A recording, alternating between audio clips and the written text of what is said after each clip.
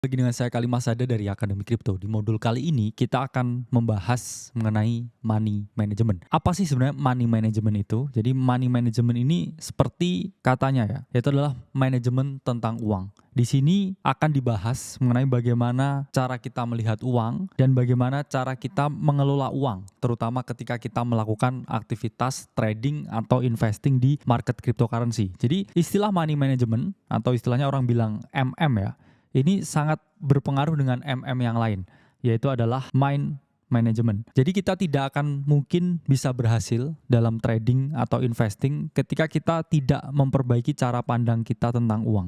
Karena cara pandang kita tentang uang ini akan sangat berpengaruh ke psikologis yang kita miliki. Jadi kalau MM yang pertama ini udah kacau ya, MM yang kedua yaitu adalah mind management ini juga kacau. Karena dari awal fundamental trading, investing itu adalah capital. Dan capital itu adalah uang. Kalau dari awal cara kita melihat uang ini udah berantakan, itu berarti kita tidak akan mungkin bisa menerapkan money management yang baik dan mind management atau pikiran kita ini akan selalu berantakan. Karena riset menunjukkan bahwa yang mempengaruhi ya portfolio performance atau growth dari portofolio yang teman-teman miliki ini bukan dipengaruhi oleh finansial literasi. Ya, jadi buku ya, kemudian seberapa jago ya kamu tarik-tarik garis, baca data on-chain atau berbagai aktivitas lain yang mendukung untuk mengumpulkan data ya, seperti mengkurasi informasi dan lain sebagainya. Itu nggak akan bisa bekerja ketika kalian nggak punya mind management yang baik. Ya, otaknya udah salah, sepinter apapun ya kamu tarik-tarik garis, sebanyak apapun buku yang kamu baca, ini kamu tidak akan pernah bisa berhasil. Karena di sini yang mempengaruhi portfolio performance ini adalah emotional intelligence ya. Jadi kecerdasan kita berpikir, kecerdasan emosi kita melihat suatu keadaan tertentu. Ini yang harus digarisbawahi ya. Jadi portfolio performance itu baru bisa naik ketika emotional intelligence kita itu tinggi ya. Jadi bukan finansial literasi ya. Finansial literasi memang mendukung, tapi saya berani ungkapkan ya 80% ini adalah masalah psikologis. Sementara teknik yang kamu gunakan, metode yang kamu gunakan, ini hanya berpengaruh sampai 20%. Jadi kalau dari awal kamu nggak punya emotional intelligence yang baik, jangan berharap kamu bisa survive di market. Karena setiap hari ya melihat market crypto yang 24/7/365 ya. Dari kamu scrolling PNL-mu setiap 5 menit. Wah ini forever is a long time ya rasanya ya. 5 menit scroll ya selama 24 jam, selama 7 hari, selama 365 ya. Di pesawat, di kapal, di becak ya, HP dibuka terus ya. Mudik dibuka terus, liburan dibuka terus. Nah ini efeknya sama ya. Ketika otakmu rusak melihat PNL, ini ada independence research yang mengungkapkan bahwa kecanduan lihat PNL ya, scroll angkanya naik turun, ini sama aja efeknya ketika kamu lihat kasino. Jadi efeknya sama ya, sama-sama merusak otak. Padahal kan kamu trading, ini kan kamu mencari kebebasan ya. I wanna be free. Tapi kenapa setelah trading saya jadi lihat HP terus ya. Ekspektasi jadi tinggi terus ya. Suka marah-marah ya, suka ngelamun, suka tantrum. Ini tandanya ya, money manajemennya nggak bener ya, sehingga harus di fix dulu. Kalau money manajemennya bener, mind manajemennya itu pasti akan bener. Nah, kita ngomongin dulu ya money management yang benar. Tapi sebelum kita ngomongin gimana caranya manage, kita omongin dasar yang paling penting yaitu uang. Yaitu adalah capital. Kalau ada pertanyaan, bisa nggak trading crypto tanpa modal? Itu sama aja bisa nggak mobil jalan tanpa ban? Nggak bisa. Karena crypto ini seperti pasar modal sifatnya. Jadi unit money yaitu generate more money. Ya. Ini konsepnya sama ya. Seperti ternak uang ya. Ternak uang. Jadi ada uang ya. Kamu masukin kripto, ya uangnya jadi 2. Atau kalau kamu salah, ya uangnya jadi setengah, ya, jadi kecil gini. Di sini kita akan menjelaskan bahwa source of income itu penting. Itulah kenapa kita nggak pernah menyarankan teman-teman untuk keluar dari kripto ya. Portofolio hijau dikit, kayaknya udah cukup ya, nggak kerja nggak ya. Itu misconception. Oke, pertama kita akan bahas ya mengenai income dan juga bantalan income, di mana income ini dibutuhkan ketika teman-teman mau generate more money. Ya, ini adalah income misalkan, ini adalah kolam income ya, bukan kolam ikan. Ya, kalau kolam ikan empang namanya. Jadi di sini ini ada 3 jenis income ya. Pertama ini adalah active income. Kedua ini adalah secondary income, dan ketiga ini adalah portfolio income. Nah, active income ini income yang teman-teman dapatkan secara pasti. Ya, emang dunia nggak ada yang pasti, tapi active income yang pasti. Misalkan kamu jadi guru, jadi dosen, ya. Misalkan kamu jadi notaris yang tetap atau pegawai hukum lain yang tetap, ya, yang mana kamu selalu dapat yang namanya gaji ya, atau salary. Ini selalu fix jumlahnya. Nah, kedua, misalkan kamu punya yang namanya secondary income. Ini bisa aja kamu punya laundry, tempat kos ya, coffee shop, yang mana bisa didelegasiin, nggak harus spend your time di sini. Dan yang ketiga ini adalah portfolio income yang teman-teman dapatkan dari capital gain ketika aset investasi teman-teman meningkat. Nah, ketiga hal ini sangat berpengaruh kepada satu hal yang namanya itu adalah wealth ya, atau kekayaan yang teman-teman miliki. Jadi active income ini sejatinya bisa teman-teman gunakan untuk kehidupan sehari-hari teman-teman. Ya, secondary income bisa untuk membesarkan bisnisnya teman-teman, atau juga bisa di flow ke portfolio income. Nah, portfolio income ini adalah yang teman-teman masukkan ke dalam kripto ya, ke dalam Bitcoin misalkan. Harapannya ini akan terus mengalami kenaikan dan juga bertumbuh. Nah, di sini teman-teman, ketika portfolio income ini naik, teman-teman jangan lakukan ya yang namanya ini cash out. Kenapa? Karena dalam jangka panjang ketika teman-teman cash out terus, ini nggak bisa yang namanya compounding ya. Compounding itu seperti ini. Ya, keajaiban ke-7. Keajaiban dunia bukan ke-7 ya, ke-8 ya kalau kata Warren Buffett. Dimana di sini ketika teman-teman gulung terus ya profitnya, semakin lama itu akan semakin gede. Tapi kalau di sini misalkan teman-teman udah profit ya 30 juta, saatnya beli iPhone ya. Naik 50 juta, saatnya staycation ya. Naik 50 juta lagi ya, oh ke Thailand asik nih. Ya, teman-teman putus ya kurvanya di sini. Dan teman-teman starting from zero again ya. Itu yang namanya adalah kesalahan ya ketika teman-teman menggulung portofolionya. Tapi kalau teman-teman portofolionya digulung ya, biasanya kan 100 ya. Ini misalkan. Kalau teman-teman membeli koin ya, ini kan biasanya 10. Anggap aja 100 ini naik 1000%. Ya. Berarti naik 10 kali lipat. Berarti jadi 1000. Teman-teman ketika membeli koin bukan hanya 10 lagi tapi 100 dan seterusnya. Inilah efek bola salju ya, atau yang kita sebut sebagai compounding effect. Makin lama makin gede. Itulah kenapa nggak pernah saya sarankan ketika portofolio income-nya ini bertambah besar, terus teman-teman rotasiin ke active income-nya ya. Beli mobil ya. Gedein coffee shop-nya dan lain sebagainya. Take profit.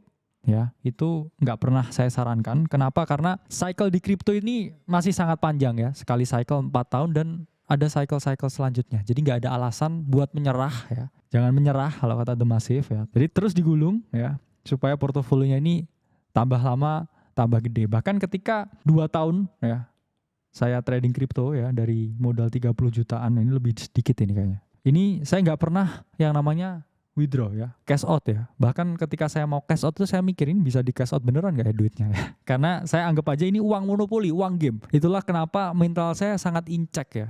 Bukan cek ya, tapi incek ya. Mental saya itu selalu terjaga karena saya nggak bisa dan nggak pernah mikir ini di luar ini duitnya bisa dibuat apain ya. Jadi saya terus gulung. Oh ternyata udah banyak ya, ternyata bisa beli rumah ya, beli mobil ya. Baru saya mikir ya cara cash outnya seperti apa. Nah ini yang teman-teman harus lakukan juga ya. Jadi jangan masuk kripto udah mikir, wah duitnya ini bisa buat apa ini ya. Kamu desperate dan Tuhan membenci orang yang desperate. Ya, saya dari dulu tuh selalu berdoa minta kebahagiaan ya, tapi nggak pernah dikasih ya. Dikasihnya duit terus. Itulah kenapa saya tambah pusing ya. Makin lama tambah pusing, semakin banyak duit. Kata Drake ya, more money more problem ya. Bring me motherfucker problem ya. Itu kata Drake ya. Jadi itulah kenapa teman-teman nggak pernah boleh desperate ya. Ketika mau masuk ya, udah tahu gajinya sekian, punya secondary income sekian, dan juga punya portfolio income sekian. Baru di situ ya teman-teman generate lagi more money ya untuk di active income-nya ya. Naiklah jabatan ya. Biasanya jadi manajer, sekarang jadi kepala ya. Lama-lama jadi direktur, kan nambah terus gajinya. Berarti lifestyle-nya juga bisa meningkat. Terus misalkan punya secondary income ya, coffee shop-nya tambah rame ya, buka cabang di berbagai tempat. Ya, terus kemudian portofolionya ya, Bitcoin-nya meningkat terus makin lama. Nah, ini yang dinamakan cara membangun wealth. Dan ini enggak serta-merta terjadi dalam waktu semalam ya. Kalau semalam ya itu bangun candi ya, Candi Prambanan ya, untuk Roro Jonggrang. Itu semalam, itu pun masih semalam. Ya enggak ada yang tik ini ya. Jadi nggak ada yang instan ya. Semua itu butuh yang namanya proses. Nah, kita bahas sekarang alokasinya ya. Misalkan saya punya 100 juta, terus kemudian mau saya investasikan ke kripto ya. Di sini apa yang harus saya lakukan? Di sini kita bisa membedahnya ya ke dalam 2 skenario, yaitu adalah skenario yang pasif dan juga yang agresif. Apa itu skenario yang pasif ya? Skenario yang pasif ini misalkan teman-teman alokasikan 100%. Ini di market spot. Apa itu maksudnya? Ya teman-teman bisa mengalami kenaikan ketika harga suatu aset itu naik. Kalau turun rugi ya. Ini ketika teman-teman mau pasif. Tapi kalau teman-teman mau agresif, teman-teman juga bisa split 70-30. Jadi 70 di market spot, 30-nya di market derivatif. Apa itu market derivatif? Itu adalah market di mana teman-teman bisa berdagang posisi 2 arah ya, posisi naik atau turun. Ketika teman-teman berdagang posisi turun atau sell short, ini ketika harga suatu aset turun, ini teman-teman bisa memperoleh keuntungan. Nah, dulu derivatif ini fungsinya adalah untuk hedge ya, tapi sekarang dijadikan suatu alat untuk spekulasi. Nah, 30% di derivatif ini pun memiliki risiko yang sangat tinggi karena 70%-nya di spot juga, ini juga risikonya tinggi ya. Di kripto ini risikonya itu ada 2. 1 risiko yang tinggi, 2 risiko yang sangat tinggi. Itulah kenapa teman-teman di sini harus memahami. Semua di kripto itu nggak ada yang nggak ada risikonya. Selalu ada risikonya ya. Hidup pun juga penuh risiko. Misalkan saya beli kopi ya, kopinya ketumpahan di baju saya, akhirnya saya harus pulang ya, nggak jadi kerja, itu pun juga risiko. Atau saya jalan ya tiba-tiba ketabrak motor ya, itu juga risiko. Ya nggak ada yang tidak ada risiko ya. Ya mungkin mati ya, tapi mati pun juga dimintai pertanggungjawabannya. Jadi nggak ada yang bebas ya, di dunia ini nggak ada yang bebas. Itu yang harus kamu pahami. Nggak ada yang bebas, nggak ada yang selalu enak. Kalau ada enak dikit itu bonus ya. Jangan mencari justifikasi bahwa oh saya harus selalu menang di kripto, saya harus selalu berhasil. Nggak ada yang selalu berhasil ya. Yang pasti itu mati. Itu harus teman-teman pahami. Nah di sini ketika teman-teman pasif ya, kecenderungannya ini adalah risk averse ya, orangnya mau menjauhi risiko. Ya ini boleh 100% spot, itu pun asetnya harus teman-teman pikir ke aset-aset yang relatif ya, risikonya rendah. Itulah kenapa kalau mau pasif, saya risk averse ya. Saya ini masuknya Bitcoin dan juga Ethereum. Kenapa? Karena Bitcoin itu adalah aset yang utama di market dan Ethereum itu adalah aset secondary, tempat di mana berbagai altcoins dibangun. Jadi sama aja beli Ethereum itu membeli indeksnya dari altcoin. Itulah kenapa di sini sangat disarankan kalau pasif ya 100% aja teman-teman di spot Bitcoin Ethereum. Tapi kalau teman-teman di sini agresif ya. Saya ini adalah lelaki sejati ya. Saya sering jatuh ketika kecil ya. Saya ini suka menanggung risiko ya. Saya ini tulang punggung keluarga ya. Ini apa yang harus teman-teman lakukan. Nah ini teman-teman bisa menggunakan cara yang sangat agresif ya. 70% di spot, 30%-nya ini di derivatif. Misalkan di sini gimana background checknya? Kalau 70% di spot, kalau mau agresif, teman-teman bisa trading yang namanya altcoin ya. Alternatifnya dari Bitcoin dan juga Ethereum. Ada banyak sekali ya altcoin di luar sana ya. Tapi nggak semuanya bagus ya. Sama seperti memilih jodoh ya. Banyak wanita di luar sana ya. Tapi yang bagus mungkin 1 atau 2 ya. Cuman ini 1 ya, ini 2. Kalau kamu pas milih yang salah ya apes ya. Ini seperti memilih altcoin ya. Jadi itulah kenapa teman-teman harus pahami, harus ada skill set khusus ya. Ketika kamu mau meriset sesuatu. Kalau kamu nggak bener ya risetnya, ya kamu apes ya. Salah memilih. Itulah kenapa ya. Penting sekali yang namanya diversifikasi. Karena kita nggak tahu bisa milih yang busuk telurnya ya. Jadi bukan jodoh ya ini. Kalau jodoh 1. Kalau yang lain boleh diversifikasi. Investasi harus diversifikasi ya. Ketika teman-teman di sini beli altcoin ya. Ini dari modal 100 juta misalkan. 70%-nya ini mau teman-teman masukkan ke market spot. Berarti teman-teman untuk di spot ini kurang lebih uangnya adalah 70 juta. Nah dari 70 juta ini jangan dibelikan 1 altcoin, ya kan? Habis lihat margin call, wah saya punya 70 juta nih ya, super agresif. Saya ini pemberani nih, langsung ya, harta tahta manta, semua dibelikan manta. Ya, mantap gitu ya. Langsung dibelikan, dihantam semua di manta ya. Turun 5% mulai deg-degan ya. Turun 15% mulai pucet ya. Turun 20% udah mulai linglung ya. Turun 30% ngarang-ngarang cerita sedih ya, turun 50% langsung hate comment di TikToknya Aceh. Nah ini yang terjadi ketika kamu nggak bisa menerapkan portofolio sizing yang benar. Ya, dari uang 70 juta, ini maksimal kalian masuk ke dalam satu aset, ini adalah 10% dari modal yang kamu miliki. Ya, jadi analoginya seperti ini. Ini ada 10 slot ya di sini. Ya, di mana masing-masing slot ini isinya adalah 7 juta. Yang mana alokasi untuk membeli manta misalkan ini hanya satu ya alokasinya dari 10 slot yang kamu punya. Sementara di sini teman-teman pun juga harus split ya, masuknya ini harus di split. Apa artinya? Kalau misalkan mau masuk 7 juta, ini nggak perlu dihantam sekali masuk. Misalkan marketnya lagi bergerak seperti ini ya, atau seperti ini. Nah ini teman-teman bisa average buy-nya ya. Di sini mungkin beli 1 juta ya, beli lagi 1 juta. Di sini lagi beli 2 juta. Di sini beli 3 juta misalkan. Nah ini ketika teman-teman split entry-nya, harga rata-rata teman-teman masuk ini di sini. Ya, ini average price-nya ini di sini. Tapi kalau misalkan teman-teman di sini all in ya, harta tahta mantap di sini langsung masuk semuanya 70 juta ya di sini. Ini ketika market ada berita perang kayak kemarin, ketika mendadak ya ada hal yang tidak mengenakan ya di market. Ini apa yang terjadi ya? Teman-teman portofolio ini akan mengalami penurunan ya atau drawdown. Di mana di sini ketika semuanya dimantah ya, 70 juta ini dimantah ya, harta tahta mantap, tiba-tiba mantapnya ini drop 30%. Apa yang terjadi? Kamu langsung minus 21 juta. Ya. Anggap aja hampir ya, ini 21 juta ini hampir 3 slotnya ini udah langsung hilang ya. Padahal kamu bisa diversifikasi di sini. Ya. Masih banyak telurnya yang bisa dibagi ke berbagai tempat yang berbeda. Itulah kenapa maksimal untuk satu koin itu adalah 10% dari alokasi, dan dari 10% ini nih, teman-teman split juga. Ya, 25% misalkan per entry, 25% per entry, 25% per entry, 25% per entry. Dan golden rules ini adalah 30% dari uang yang kalian miliki ini harus stay liquid.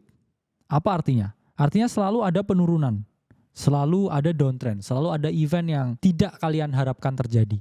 Itulah kenapa di sini teman-teman harus 30% ini liquid. Berarti 30% dari 70 juta berapa? Kurang lebih 21 juta. Jadi 21 juta ya. Kalau misalkan di sini udah dibelikan koin A, B, C, D, E, F, ini G, ini 30%-nya ini harus stay liquid. Kenapa? Kalau misalkan ada dip di market, ini kamu masih bisa beli ya. Dan ketika kamu bisa beli, ini pun bisa kamu gunakan untuk tujuan jangka pendek ya. Misalkan di sini beli ya, terus dia di sini bounce, ya ini kamu jual ketika dia naik 2 kali lipat ya, untuk kemudian kamu lindungi ya portofolio kamu yang di sini mungkin lagi floating.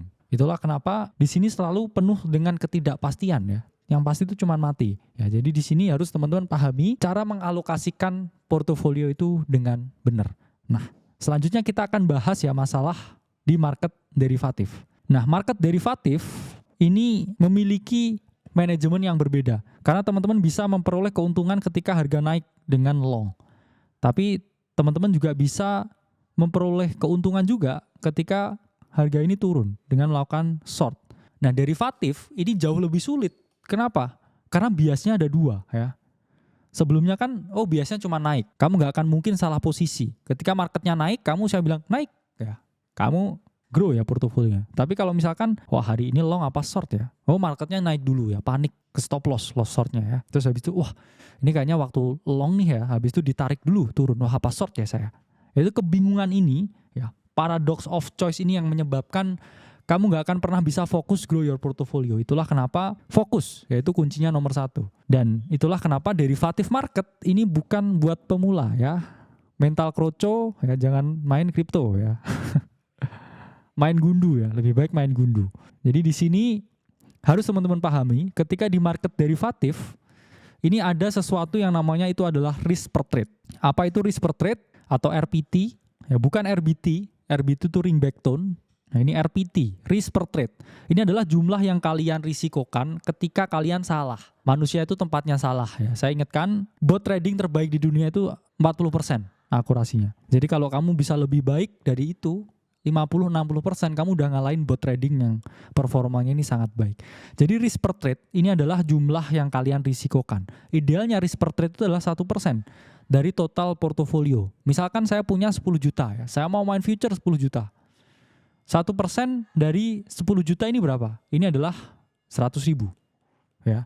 Dan kalau kamu tarik ya, kamu tokenisasi 100 juta ini ke dalam jumlah yang lebih kecil. Ini ada 100 teman-teman. Nah ini seperti ini ya contohnya ya. Ini masih 20 ya. Ada 30. Ada 40 dan seterusnya. Dari risk per trade yang hanya 1%, ini kamu hanya merisikokan ya 1 telur ikan di sini. Itulah mengapa di sini kamu punya 100 kesempatan untuk salah. Masa dari 100 kesempatan itu nggak ada yang benar sama sekali. Bahkan sorry ya, monyet pun kalau cuman ngeklik 2 tombol ya, merah atau hijau, itu dia ada probabilitas loh ya menang di 1 telurnya ini. Itulah kenapa sangat penting risk per trade. Lindungi ya dirimu, sayangi mental healthmu, sayangi keluargamu.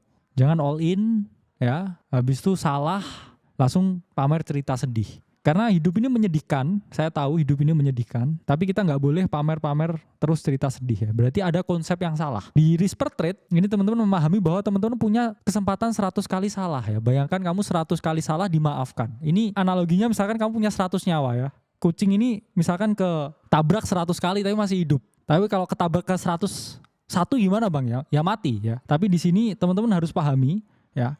Dari 100 nyawa ini nggak mungkin ya kamu nggak bisa recover salah satu di sini. Itulah mengapa sangat penting ketika di future ini teman-teman harus menerapkan 2 hal. Ya, satu ini adalah nggak pernah average down. Apa ini average down? Ini ketika teman-teman buat ya ini trading plan ya. Ini adalah entry, sini exit, di sini invalidasinya. Ketika teman-teman masuk di sini ya.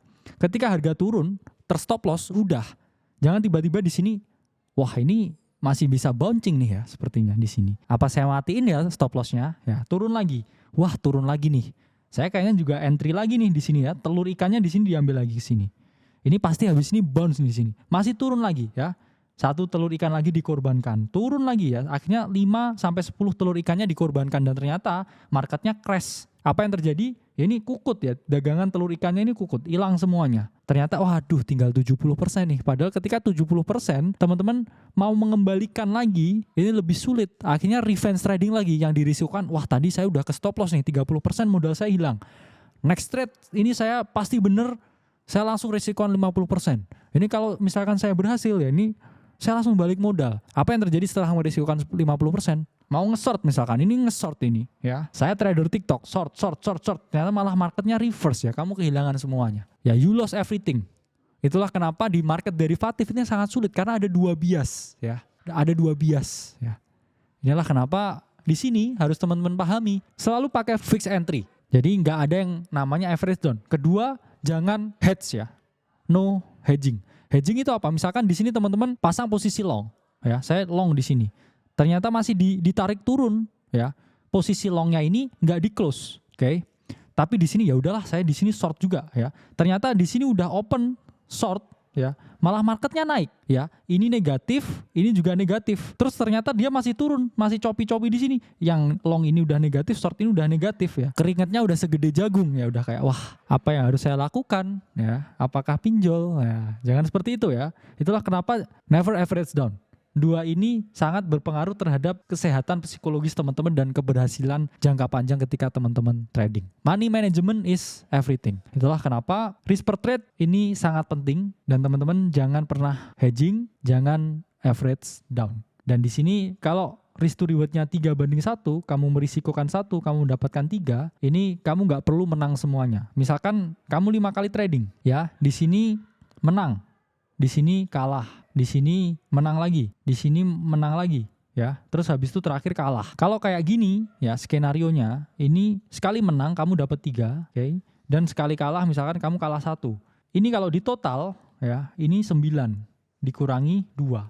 Kamu masih plus 7. Inilah pentingnya risk to reward ya. Bahkan skenarionya mungkin dibalik ya. Kamu kalahnya lebih banyak. Misalkan di sini kalah beruntun. Terus baru menang 2 kali. Nah ketika kalah min 1,